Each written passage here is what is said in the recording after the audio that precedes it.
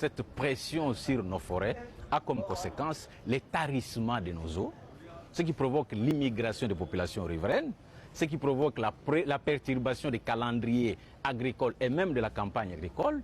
Ça provoque aussi la sécheresse, la désertification.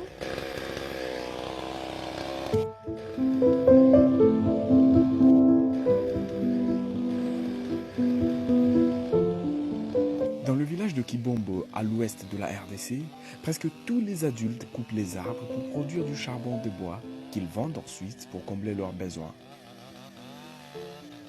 Bon, le commerce est très important parce qu'il n'y a pas d'autres activités au village pour les gens puissent trouver un peu d'argent.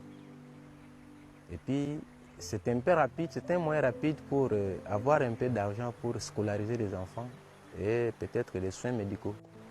80% des foyers congolais dépendent du bois comme source principale d'énergie, selon le ministère de l'Environnement. La production du charbon de bois n'est qu'une façon pour la population de bouffer littéralement la forêt.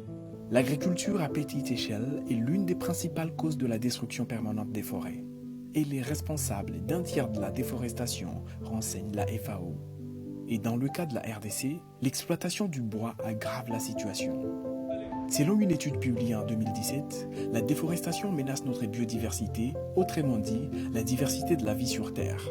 Et sans biodiversité, pas d'agriculture ou pas de production de matières premières. Le gouvernement congolais essaie de réduire la déforestation grâce à un fonds mondial et compte avoir 63,5% du territoire couvert par la forêt d'ici 2030. Avec la destruction de la forêt qui se poursuit, nombreux craignent que les choses n'aillent de mal à pire.